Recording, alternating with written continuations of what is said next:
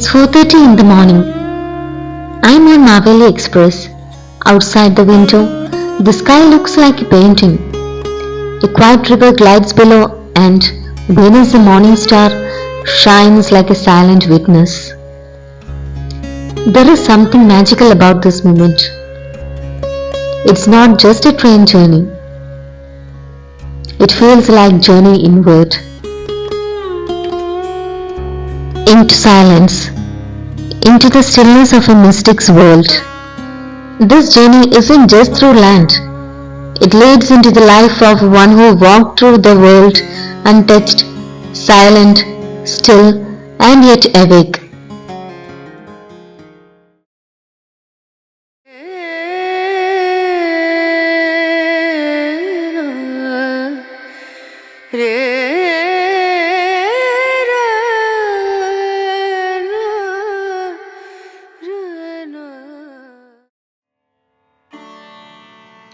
Namaskaram. Here, a divine journey unfolds through the life, teachings, and sacred spaces of Bhagavan Nithyananda of Ganeshpuri, a mystic who spoke little but awakened thousands, one who has gone beyond the mind. Bhagavan Nithyananda was a great Indian saint and yogi. He was born in Kerala, and many believe his birth was divine, a silent child found near a temple full of peace and presence. He spent his early life wandering and living in deep meditation. In 1920s, he built an ashram in Kanyanadu, where 43 meditation caves are made from a single rock for spiritual practices. Later in 1936, he moved to Ganeshpuri in Maharashtra. His exact date of birth is still unknown. Even his origins are wrapped in mystery. Some say he was found as a baby near a temple, already showing signs of spiritual power.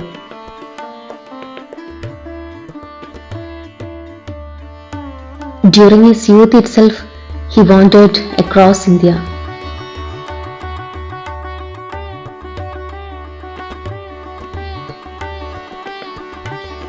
As a child, he wandered the forests of Kerala too, showing no attachment to worldly life. Locals saw him performing small miracles, remaining absorbed in meditation, often sitting silently for hours. He rarely spoke, but his silence spoke volumes. People who sat near him often felt inner peace, also deep meditation and even spontaneous healing. His teachings were compiled in a text called Chidakasha Gita, spoken in trance-like state. He said, the mind must become pure like space. He encouraged people to look inward, beyond rituals, beyond identities.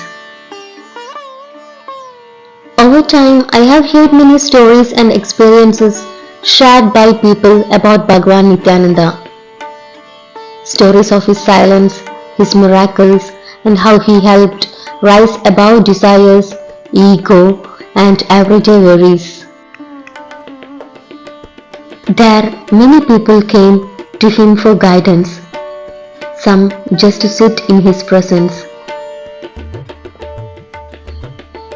He is remembered for his silence, deep wisdom, and the peace he gave to everyone who came near him.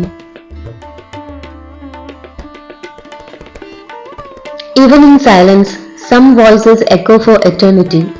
Bhagavan Nithyananda's voice was one of stillness, of inner realization.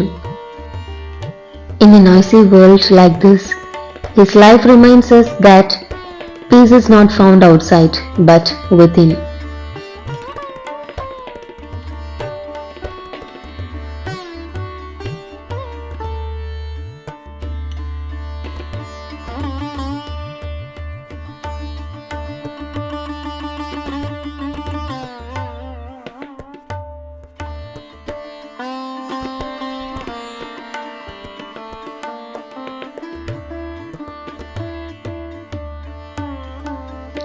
On the way, we saw an well.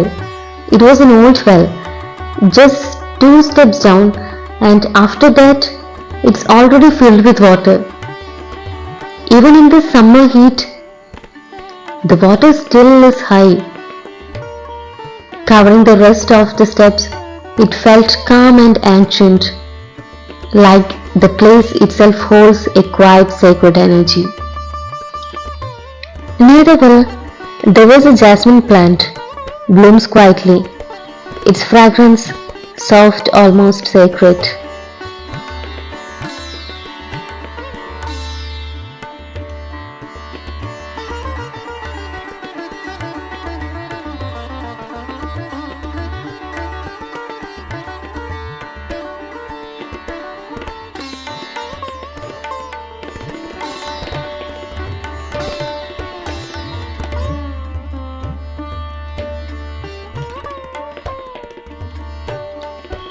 And even the sun here feels different, gentle, with a beauty that blends into the silence of the place.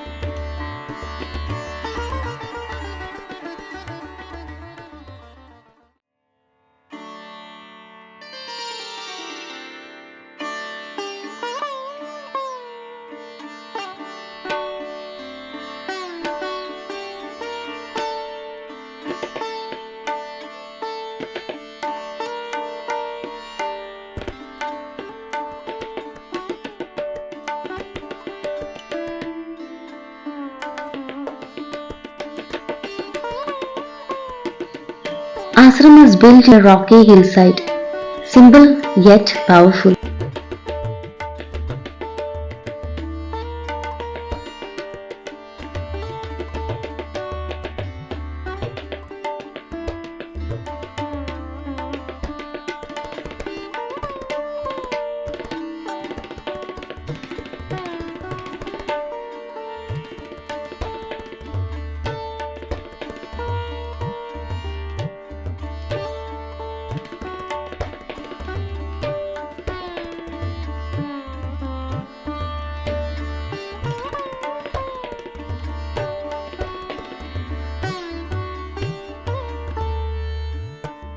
Here the whole entire structure feels timeless, like it was created not just by hands, but by devotion itself.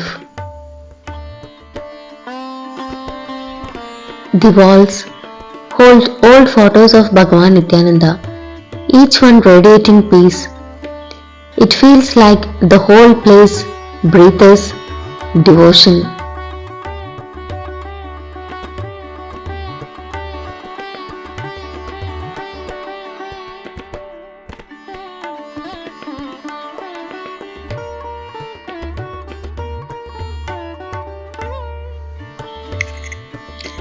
Reached the ashram without having breakfast, but the pujari offered mangoes and guava, which was grown in the premises itself. Felt like Bhagavan Nithyananda's blessing, silent, timely, and full of grace.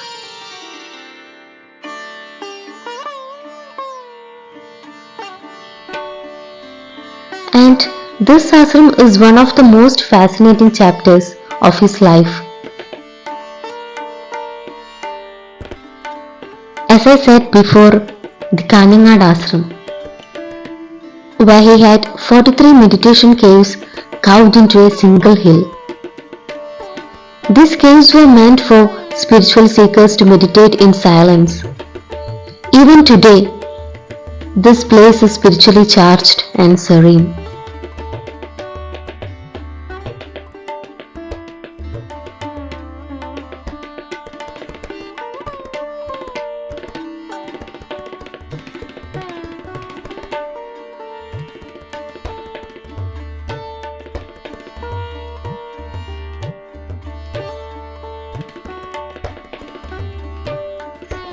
On the return way, received a sacred Rudraksha from Guruvanam, given directly by the Pujari from the tree itself, who advised to soak in the water and remove the outer layer to reveal the Rudraksha inside.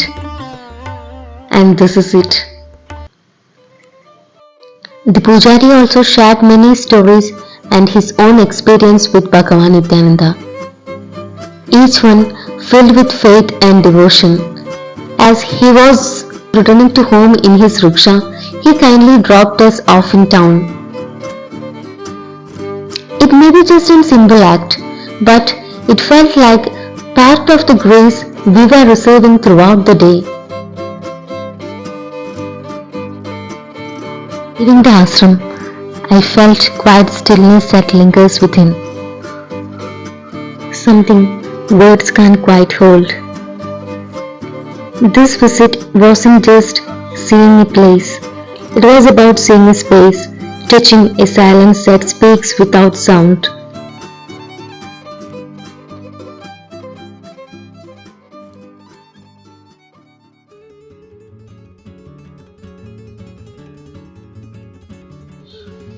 Now, as I sit by the train window, watching the world moving fast, I realize the journey isn't ending. It's simply turning inward. The rhythm of the rails echoes the truth. We may return to the same place, but never as the same person. Thank you.